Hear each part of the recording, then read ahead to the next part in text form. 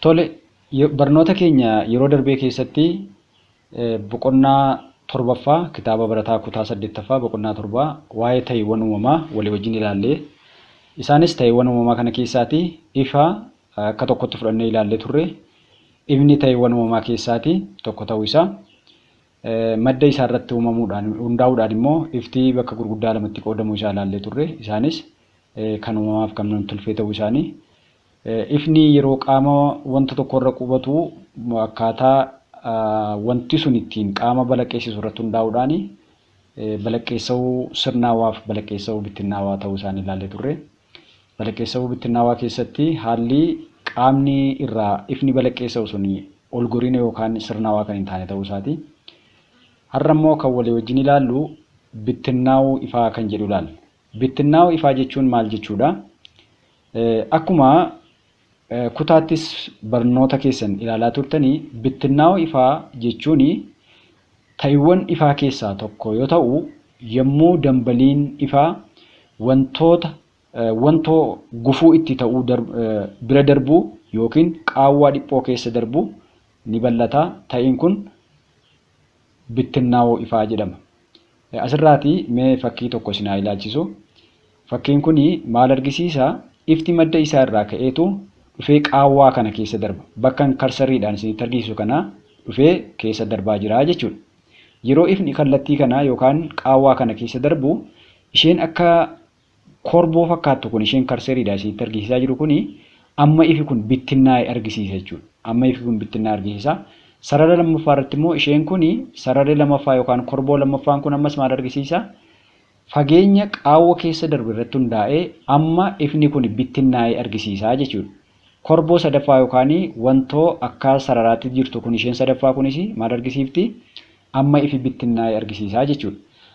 Akka fakkii kanarraa ilaaluu dandeenyutti qaama keessa darbe yookaanis immoo qaawwaa keessa darbe irratti hundaa'uudhaan ifni fageenya adda addaa irratti bittinnaa'uu garaagaraa argisiisaa jira jechuudha.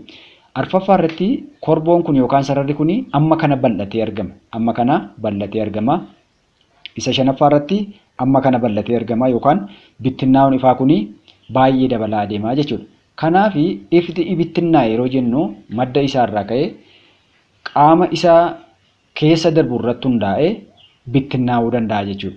Kanaaf jiruuf jireenya ilma namaa keessatti bittinnaa'uun ifaa ta'iiwwan guyyaa guyyaan raawwatamuudha jedha. Fakkeenyaaf ifti akkamittiin bittinnaa'a kan jedhu kitaaba keessa irraa isinitti argisiisa. Fakkeenyaaf tirikaa ifaa jiru harka keenyaan haguugnee suuta quba keenyaan yommuu addaan bannu ifti quba keenya keessa darbuun yoo bal'atu arginadha. Lammaffaa dirra siidii isa calaqqisaa ta'e yoo ifti rukutu halluuwwan sabbata waaqaa fakkaatu yoo calaqqisu arginu jedha. Fakkeenyaaf isin agarsiisu siidiin maal jechuudha? Akkuma mana keessanitti wantoota adda addaatti itti fayyadamtanii faarfannaa, sirba, diraamaa adda addaa kitaaba dubbisuuf irraa fayyadamtanii siidiin kunoo kanaa jechuudha. Siidiin kun yoo gara ifaatti argisiifne yoo gara ifaatti qabne akkuma asirratti argitan kun sabbata waaqaa waan fakkaattu arguu dandeenya jechuudha. Bakka itti taa'ee viidiyoo kun waraabaa jiru gaaddisa keessa yookaan mana keessa wanta ta'eef ifa ga'aa hin arganne malee osoo sirriitti ifa ga'aa argate amma wanti isin argisiisaa jiru kun maalidha? Sabbata waaqaati jechuudha. Kanaaf sabbata waaqaa kan nuti jennu dirra siidii isa calaqqisaa ta'e yoo ifti rukutu halluuwwan sabbata waaqaa fakkaatu yoo calaqqisu arginaa jedha. Kanaaf akkuma namaa isinitti himee kuni siidiidha.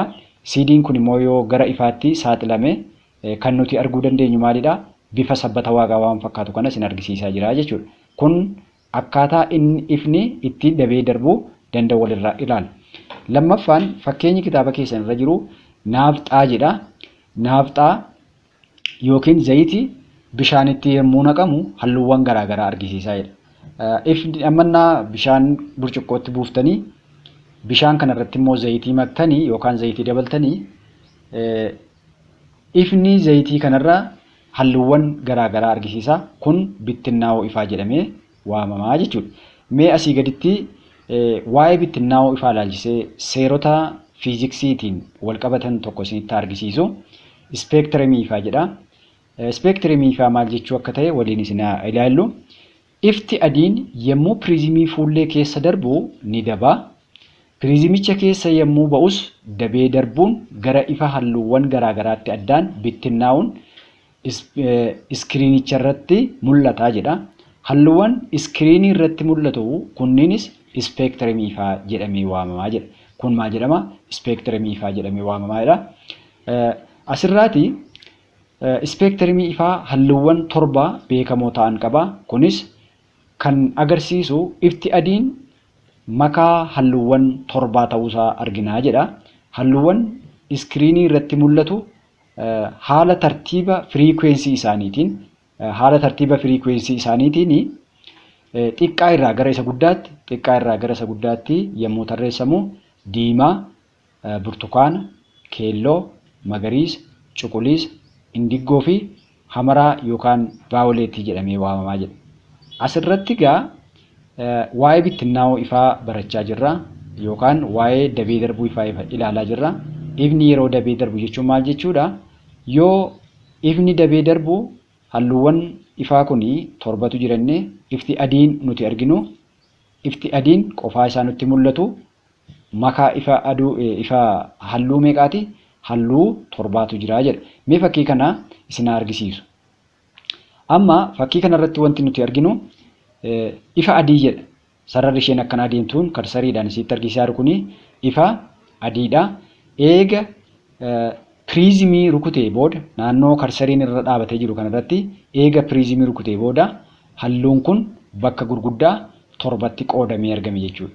Yoo lakkoofne halluu jalqaba 1, 2, 3, 4, 5, 6, 7 jechuudha. Yeroo jalqabaatii fi ifni akkana deemaa jiru kuni piriizimii kana yeroo seene maal ta'e? Dabee darbe. Osoo kallattiidhaan qajeelee darbe ta'e sarara kanaa wajjin akkana waan deemu fakkaata jechuudha. Akkuma yeroo darbee waa'ee sarara jaajoo isinitti argisiise sararri kuni sarara yaadaati akkana deemaa jira. Eega piriizimii seenee halluun kun bifa 7tti qoodamee jechuudha. Eega piriizimii kana keessaa ba'ee halluun kun iddoo meeqatti qoodame? Iddoo 7tti qoodame. Asirraa akkuma arginu kofa halluun keelloon ittiin dabee darbee jedha. Amma kofni halluun keelloon ittiin dabee darbee naannoo an karsarii irra kaa'ee jiru kanaa kaasee amma eessaatti safarama?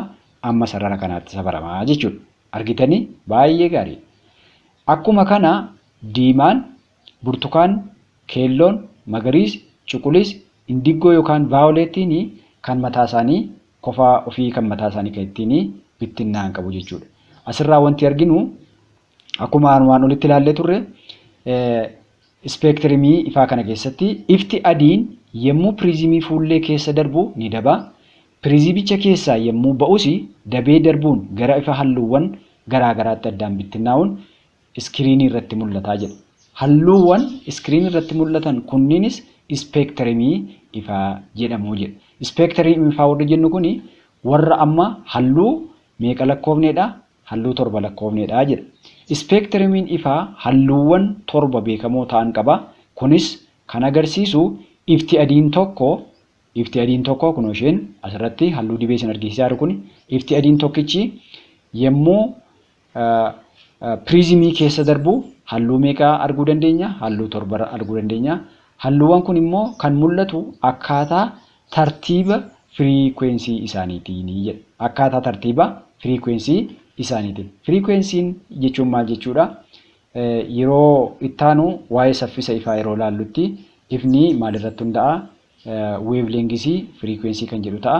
Kanaaf akkaataan ittiin halluu nuti armaan gaditti ilaalle kuni maal isaan irratti hundaa'eeti? Firiikwensii isaanii irratti hundaa'e jechuudha. Amma asirraati kofaa diimaaf sarara kana gidduu yoo safarre kan diimaa kan maalirra xiqqaadha? Kan keelloorra xiqqaadha jechuudha. Maaliif? Diimaan dursee dhufee itti aansee maaltu dhufee? Burtukaanatu dhufee jechuudha. Kofni kan diimaa kan maalirra xiqqaadha? Kan burtukaanarra xiqqaadha. Kofti kan burtukaanaa immoo kan irra xiqqaadha? Kan keelloo irra xiqqaadha. Akkasumas kofti kan keelloo immoo kan magariisaa irra xiqqaadha. Kofti kan magariisaa immoo kan cuquliisaa irra xiqqaadha. Kofti kan cuquliisaa immoo kan indiggoo irra xiqqaadha.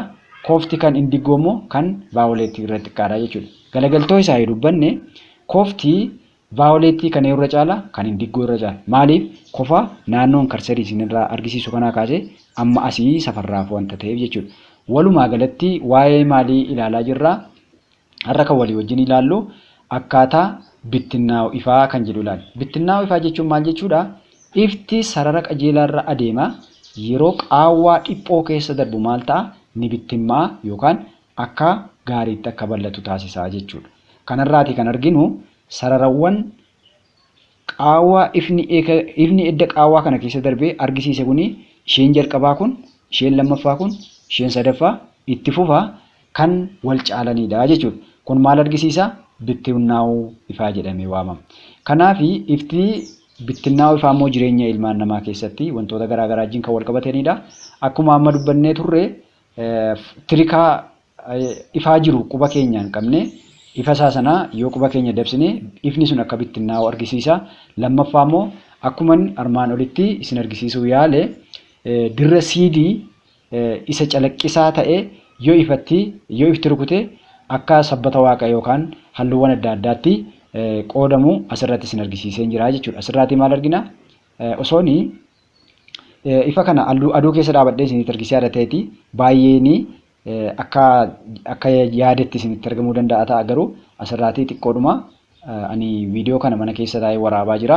Sababa viidiyoo kana mana keessa taa'ee waraabaa jiruu fi ifa ga'aatti ittiif waan hin argannee fi caalaatti qulqulleessee isinitti argisiisaa jiru jechuudha. Garuu haa ta'u amma tokko wanti isin argitan kun bifa sabbata waaqaa kan fakkaatu argaa jirtu jechuudha. Kun maal argisiisa? Waa'ee bittinnaa'uu ifaa argisiisa jechuudha. Itti aansee waa'ee ilaallee turre waa'ee ispeektiramii ifaati. Ispeektiramiin ifaa immoo ifni yeroo piriizimii keessa darbu kallattii adda addaatti qoodamuusaa. Kallattii adda addaatti qoodamuun ifaa kun immoo kan irratti hundaa'u waa'ee saffisa isaa irratti yookaanis immoo firiikweensii isaa irratti hundaa'u ta'anii firiikweensii isaa irratti hundaa'u ta'uusaa ilaallee jirra. Gaaffii yookaan yaada yoo qabaattanii akkuma armaan dura naa barreessaa turtanii karaa toora yuutuubii kootitti naa barreessaa. Barattoonni biroos viidiyoo kana arganii silkii harka isaanii irra jiru bakka taphaa yeroo jiran bakka adda addaa karaarra yeroo deeman bifa salphaa ta'een mala dabtarii barataa bakka barataan jirutti geessuu tooftaa jedhu kanaani barattoonni silkii keessanii fayyadamtanii yookaan kompiitara manaa qabdan fayyadamtanii dabtarii keessan bifa salphaa ta'een dubbisuu akka dandeessan gamanumaan isinin afeera. Waan dhaggeeffattaniif galatooma ulfaadhaa.